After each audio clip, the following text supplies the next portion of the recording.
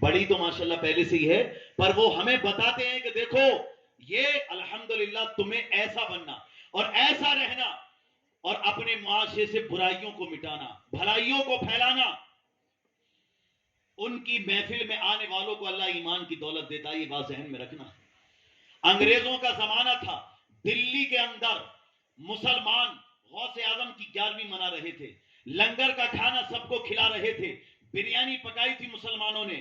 انگریز افسر آ کے کہنے لگا یہ کیسے بھیڑ بھاڑ ہے، کیا کھلا رہے ہو؟ مسلمانوں نے کہا کہ آج ہمارے غوث اعظم کی 11ویں شریف ہے تو ہم اسی کا لنگر کھلا رہے ہیں. وہ انگریز کہتا ہے کہ لاؤ مجھے بھی کھلاؤ. اب غور کریں، ایک پلیٹ میں رکھ کر اس کو بھی جو ہے تھوڑی سی بریانی دی گئی. تاریخ میں لکھا ہے، کتابوں میں آیا، اس انگریز نے تھوڑی سی بریانی کو اٹھایا، جیسے ہی اس کا لقمہ اس کے حلق سے نیچے پہنچا ایمان بھی سینے میں داخل ہو گیا. اور وہ کہنے لگا کہ جس غوث اعظم کے نام کا کھانا اتنا اچھا ہے اس کا مذہب کتنا اچھا ہوگا. لہذا ہے مسلمانوں، مجھے بھی کلمہ پڑھا کہ مسلمان بنا دو. دیکھ رہے ہو آپ، یہ ہوتا ہے دیکھو دل سے گانے والوں کا، ادب اور احترام کرنے والوں کو ایسے صلہ ملتا ہے. اور آپ نے سوچا صرف یہ کہ نام ہو جائے گا اور لوگ آ جائیں گے، یا پھر لوگ یہ سوچتے ہیں کہ چلو نام کے لیے چلیں. نام کے لیے نہ کرو، ان کی سیرت کو پڑھو. یہ بہت اچھی بات ہے کہ انہوں نے، سرور بھائی نے بتایا مجھ کو کہ ایسے ایسے وہ لوگ چاہتے ہیں کہ اس موقع پر ہم محفل بھی کرا لیں تاکہ غوث اعظم کی سیرت سے ہمیں درس بھی مل سکے کہ آخرکار ہمیں اپنی زندگی کے ایام کیسے گزارنے ہیں. ماں باپ کی خدمت کے حوالے سے، عبادت کے حوالے سے، معاشرے میں پھیلی برائیوں کے حوالے سے ہمیں کیسے زندگی کو گزارنا ہے، یہ ہمیں ہمارے غوث اعظم سکھاتے ہیں. کیونکہ آپ نے اپنے والد صاحب سے سیکھا نا، نہ گناہ کرتے تھے نہ گناہ ہونے دیتے تھے. پکی بات ہے. والد صاحب کا بھی یہی عالم تھا. آپ کے شیخ ابو صالح موسیٰ جنگی دوست، ایک مرتبہ دیکھا کہ شراب کے مٹکے جا رہے ہیں، جو کھڑے ہوتے ہیں شراب کے، وہ بادشاہ کے دربار میں جا رہے ہیں.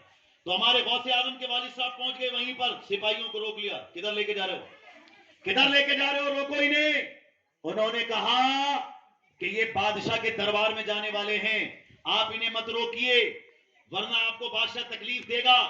تو غوث اعظم کے والد صاحب کہتے ہیں کہ شراب کے مٹکے، شراب کے گھڑے لے کے جا رہے ہو، میرے سامنے یہ گناہ ہو. چڑھ گئے آپ اس گاڑی پر اور سارے گھڑے اٹھا کے زمین پہ دے کے مارے، پھوڑ ڈالے سارے گھڑے، اور کہا جاؤ جا کے بول دینا اس بادشاہ کو کہ جب تک عبداللہ صومعی کا، مطلب یہ کہ شیخ ابو صالح، عبداللہ صومعی کا داماد شیخ ابو صالح زندہ ہے، تب تک یہ برا کام نہ خود کرے گا اور نہ ہونے دے گا. سمجھے ہو؟ یہ ہمارے غوث اعظم کے والد صاحب ہیں. توڑ ڈالے مٹکے. بادشاہ نے بلایا، کہا کیوں بھائی، کون ہو تم، کیوں میرے گھڑوں کو توڑا شراب کے؟ تو آپ نے فرمایا میں محتسب ہوں، احتساب کرنے والا ہوں، نہ گناہ کروں گا نہ کرنے دوں گا. تو خلیفہ نے کہا اس بادشاہ نے کہ تمہیں محتسب کس نے بنایا؟ تو آپ نے فرمایا جس اللہ نے تجھے خلیفہ بنایا ہے اسی اللہ نے مجھے محتسب بنایا ہے، حساب لینے والا برائیوں کا اور اچھائیوں کا. تو وہ کہتا ہے کہ چلو میری طرف سے بھی تم محتسب ہو. تو ہمارے غوث اعظم کے والد صاحب کہتے ہیں کہ مجھے ضرورت نہیں ہے تیرا محتسب بننے کی، اللہ نے مجھے محتسب بنا دیا ہے، یعنی تیری غلامی کرنے کی مجھے ضرورت نہیں ہے. یہ باپ کا مزاج تھا. تو بیٹے غوث اعظم کا بھی مزاج یہ تھا. اپنے وقت کا خلیفہ 10 تھیلیاں، کتنی، 10 مطلب پولیتھین درہم و دینار سے بھری ہوئی لے کے تحفے کے طور پہ غوث اعظم کے پاس پہنچا. کہنے لگا حضرت قبول فرما لیں. غوث اعظم نے فرمایا نہیں قبول کروں گا، لے کے نکل ادھر سے. وہ کہنے لگا کہ یہ میری محنت کی کمائی ہے. تو آپ نے فرمایا غوث اعظم نے کہ محنت کی کمائی نہیں ہے تیری، میں بتاؤں کس چیز کی کمائی ہے. آپ نے ان میں سے 2 پولیتھین کو اٹھایا اور 2 تھیلی کو اٹھا کے آپ نے ان کو نچوڑا تو وہ درہم و دینار ان سے خون نکلنے لگا. اتنا خون نکلا کہ ہمارے غوث اعظم نے فرمایا او اپنے وقت کے خلیفہ بادشاہ، نکل جا ان ساری درہم و دینار کی تھیلیوں کو لے کر، ورنہ میں اس خون کو اتنا نچوڑوں گا کہ یہ بہہ کر تیرے محل تک پہنچ جائے گا. یعنی کہ آپ غور کریں، بادشاہ آ جائے، خلیفہ آ جائے، کوئی بھی آ جائے، حق بات سے چوکتے نہیں ہیں. غوث اعظم بیان کر رہے ہیں، بیان سامنے خلیفہ بیٹھا ہے، پتا چلا کہ فلاں جگہ پہ اس نے ایک ظالم کو مقرر کر دیا، دیا ہے, جو ذمہ دار بنا دیا ہے, گورنر بنا دیا ہے ایک ظالم کو. تو ہمارے غوث اعظم نے فرمایا, او بادشاہ جسے تو نے وہاں کا گورنر بنایا ہے, ابھی کے ابھی اسے وہاں سے نکال دے, ورنہ یاد رکھ تیری حکومت و سلطنت کو ہم ختم کر دیں گے. گھبرا گیا وہ, کہنے لگا حضرت میں ابھی سپاہیوں کو بھیجتا ہوں. نماز ختم ہونے سے پہلے پہلے اس کا استعفیٰ دلوا دیا. اور آج ہم جو جتنا بڑا گنڈا اور بدماش ہوتا ہے علاقے کا, اسی کو آگے بڑھا کے اپنا سربراہ بنا لیتے ہیں. اپنا سربراہ کسے بنانا چاہیے؟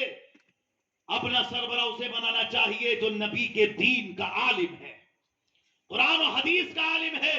میں نے تو کئی جگہ یہ بھی دیکھا کہ اگر امام صاحب موجود ہے اور کوئی پولیٹیشن آ جائے تو صاحب امام صاحب کو بھول کر لوگ اسی کی آؤ بھگت میں لگ جاتے ہیں. سارا پروگرام ختم اور اسی کی آؤ بھگت میں. کئی مرتبہ ایسا ہوا, سمجھے ہو نہیں, یعنی یہ نہیں دیکھتے کہ رسول اللہ کا دیا ہوا علم کس کے پاس ہے, قبر میں کون کام آئے گا, حشر میں کون کام آئے گا. جس غوث اعظم کے نام پہ 11ویں کر رہے ہو, آخرکار انہوں نے کس علم کو زیادہ امپورٹنس دی ہے, یہ نہیں دیکھتے ہم. نہ وہ پولیٹیشین ہے نا, وہ سیاست دان ہے نا, وہ بڑا نیتا ہے نا, تو اس کے چکر میں اس کو بھول گئے. ایک جگہ تو میں نے ایسا دیکھا, اللہ کے ادب کرتے ہیں, تو ایک جو تھے سامنے پریسیڈنٹ صاحب تھے, تو وہ کسی کو کہہ رہے ہیں کہ پہلے حضرت کو ڈال, پہلے مطلب کھانے کے وقت حضرت کو ڈال, لیکن وہ اتنا بڑا چاپلوس تھا کہ پہلے وہ انہی کے سامنے, ڈالنے والے کی کوئی بات نہیں, کھانا وانا تو ڈال ہی دیتے, لیکن وہ پریسیڈنٹ ادب کر رہا ہے اور یہ چمچا جو ہے پھر بھی اسی کے سامنے گزرا ہے. یا تو عالم یہ اللہ کے کرم سے پوزیشن یہ ہے کہ اگر تحصیلدار ہو تو وہ بھی دیکھ کے کھڑے ہو جاتے ہیں, ایم ایل اے صاحب بھی کھڑے ہو جاتے ہیں, لیکن میں بتانا یہ چاہتا ہوں کہ وہ لوگ تو ادب کر رہے ہیں, اور ادھر یہ جو مسلمان ہے وہ ادب نہیں کر رہا ہے. یار یہ تکلیف ہوتی ہے, سمجھے ہو نہیں, وہ ادب کر رہا ہے, وہ مان رہا ہے کہ مسلمان کے گرو گڑو ہیں, یہ مسلمان کے گرو ہیں. یہاں تک کہ تحصیلدار کے لیے ایک بڑی سی کرسی لگائی تھی, سمجھو نہیں, وہاں پر جب سارے لوگ جمع ہونے والے تھے ایک جگہ پر, وہ مسلمانوں کی محفل تھی, بلایا تحصیلدار کو, تو ابھی ادھر سب گھوم رہے ہیں کہ صاحب تحصیلدار وہاں بیٹھے گا, لیکن تحصیلدار نے جب مجھے دیکھا تو وہ کہتا نہیں نہیں اس پر میں نہیں, بیچ والی کرسی پہ وہ حضرت بیٹھیں گے جو گرو ہیں مسلمانوں کے. ادھر انہیں خبر ہی نہیں تھی مسلمانوں کے کہ کس کے لیے کتنا احترام سے کیا رکھنا چاہیے. یہ عالم ہے ہمارا, اپنے ہی ہاتھوں سے اپنے ہی دین کے عالموں کو دباتے ہیں ہم. ایسا نہ کرو, جتنی عزت ہوگی انشاءاللہ. اب تمہاری اولاد بتایا گیا ہے جو عالم کی توہین کرتے ہیں 7 نسلوں تک ان کی نسل میں کوئی عالم ہی پیدا نہیں ہوتا, 7 نسلوں تک. اور جو عالم کی عزت کرتے ہیں ماشاءاللہ 7 نسلوں کی بات تو, اور میں تو اپنی بات بتاتا ہوں, پہلی نسل میں عالم پیدا ہو جاتے ہیں الحمدللہ. میرے دادا بھی اللہ والوں کی صف میں ماشاءاللہ شمار ہوتا تھا, ان کا بہت پرہیزگار دیندار تھے. ہمارے والد صاحب بھی, اور ہمارے والد صاحب کا یہ کہنا تھا کہ یہ جو دین کے عالم ہے نا, مسجدوں میں امامت کرتے ہیں اور مدرسوں میں تدریس کرتے ہیں, یاد رکھو ایک مہمان وہ ہوتا ہے جو تمہارے گھر آتا ہے. تم اپنے مہمان کی عزت کرو نہ کرو, لیکن یہ جو مسجد اور مدرسوں میں ہے یہ تمہارے گھر کے نہیں بلکہ یہ اللہ اور رسول کے مہمان ہیں. اپنے گھر کے مہمان سے زیادہ ان کی قدر اور ان کی عزت کرو. یہ ہمارے والد صاحب کہا کرتے تھے کہ ان کا خیال رکھو. ماشاءاللہ میں یہ سمجھتا ہوں کہ شاید انہی کی باتوں کا یہ صلہ ہے کہ اللہ نے مجھے دین کا عالم بنایا اور اس مقام تک پہنچایا. تو لہذا میری گزارش ہے کہ ہمارے غوث اعظم عالم, امام اعظم عالم, خواجہ غریب نواز عالم, ہمارے ٹیپو سلطان شہید رحمت اللہ تعالی علیہ, انہوں نے بھی بزرگوں کی خدمت میں رہ کر علم حاصل کیا, بلکہ اپنی تلوار پہ لکھوا رکھا تھا یا شیخ عبد القادر جیلانی شیئا للہ المدد. اتنی قدر اور عزت. اگر عالم نہ بن سکو تو عزت تو کرو.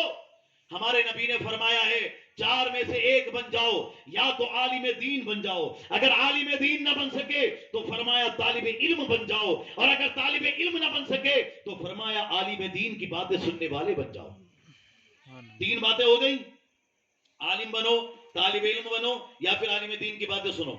اور اگر یہ بھی موقع میسر نہیں آیا, نہ عالم بن سکے, نہ طالب علم بن سکے, نہ عالم دین کی باتیں سن سکے, تو چوتھا آپشن ابھی باقی ہے. فرمایا اگر یہ تینوں چیزیں میسر نہیں تو دین کے عالم سے محبت کرنے والے بن جاؤ, کامیاب ہو جاؤ گے. لا تکن الخامس فتہلک. جملہ سخت آ رہا ہے آگے. فرمایا 5واں نہ بننا, یعنی نہ تم عالم بنو، نہ طالب علم بنو، نہ عالم دین کی باتیں سنو، نہ عالم دین سے محبت کرو. اگر تم نے ان چاروں کو چھوڑ دیا، فتح لکھ تو برباد ہو جاؤ گے، نیز تو نابود ہو جاؤ گے، مٹا دیے جاؤ گے. لہذا عزیزان محترم اس بات کو اپنے ذہن میں رکھیں. لیکن میں آپ سب کی خوش نصیبی کی بات بتا دوں، آپ خوش نصیب ہیں. دو چیزیں آپ کو حاصل ہیں الحمدللہ. پہلی چیز کہ گفتگو سن رہے ہو، اور دوسری چیز محبت کر رہے ہو. محبت کر رہے ہو تبھی تو اب تک بیٹھے ہو، ورنہ چلے نہ جاتے. 11 بج گئے. ماشاءاللہ محبت ہے تمہارے دل میں، تبھی بیٹھے ہو، تبھی بات سن رہے ہو، تو آپ کامیاب ہو. اس چیز کو ہٹنے مت دینا. اپنی اولاد کو بھی سکھا کے جانا کہ بیٹے یہ ہمارے دین کے عالم ہیں، ان کے پاس پڑھ، دین کو سیکھ. اردو بھی پڑھاؤ اپنی اولاد کو، عربی بھی سکھاؤ، عربی کے ساتھ ساتھ اردو بھی سکھاؤ. تاکہ ابھی ہمارے یہاں اتنا کم ہو گیا اردو کا ماحول، نہ کسی کے لائبریری ہے، نہ کتابیں پڑھنے کا شوق ہے، صرف موبائل، واٹس ایپ، فیس بک پر لگے ہوئے ہو. ارے رکھ دو.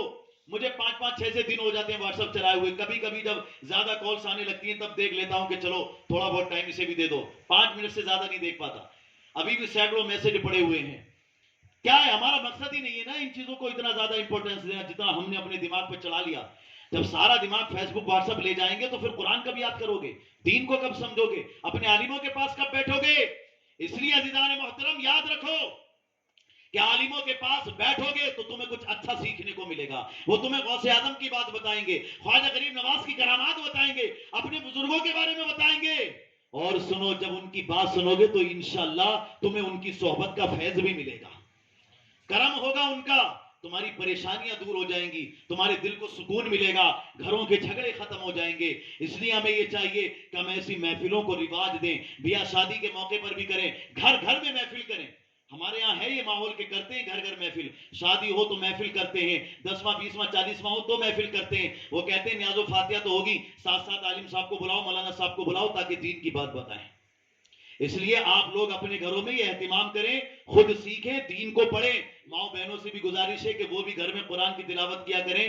ہمارے غوث اعظم بڑی عظمت والے ہیں، وہ ضرور کرم کریں گے. اور ماشاءاللہ جو اپنے مدرسے ہیں ان پر توجہ کریں، ان کو محبت سے چلائیں.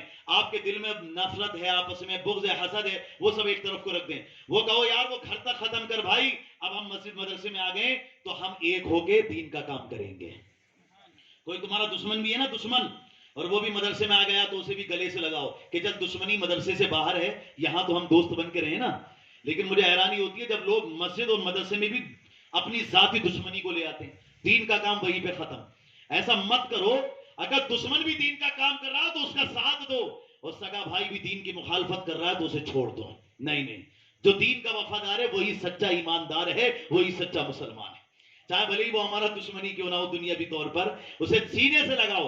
ہمارا دین الگ کرنے نہیں آیا ہے بلکہ ہمارا دین تو ملانے کے لیے آیا ہے. ڈاکٹر اقبال نے کہا تھا نا، کتنی پیاری بات کہی تھی، ایک ہی سب کا خدا، دین بھی، ایمان بھی ایک، حرم پاک بھی، اللہ بھی، قرآن بھی ایک. کچھ بڑی بات تھی، ہوتے جو مسلمان بھی ایک ہے نا زمانے میں. تو اس لیے تو لہٰذا یہ بزرگوں والا راستہ ہے کہ ہم آپس میں محبت سے رہیں. ہمارے اندر اگر نفرت بھی ہے، اللہ کے گھر میں پہنچو تو سب ختم کر دو، مدرسے میں پہنچو اور یہ بھی مل جل کے دین کا کام کرنا ہے. اپنے دل کو پاک کرو، اپنی اولاد کو دینی تعلیم دو. دیکھو چند دنوں کی دنیا ہے، کسی کو کچھ نہیں پتا کب کون مر جائے. ابھی کرونا میں کتنے چلے گئے اور ابھی پتا نہیں اٹیک سے بھی کتنے لوگ دنیا سے چلے جاتے ہیں. تو لہٰذا میری گزارش ہے جب تک یہ زندگی ہے دنیا والوں کو بتا دو، زندگی یہ نہیں ہے کسی کے لیے، زندگی ہے نبی کی، نبی کے لیے. یہ زندگی ہمیں کس کے لیے ملی ہے؟ ماشاءاللہ ہمارے حضور تاج الشریعہ رحمت اللہ علیہ کیا پیغام دیتے ہیں؟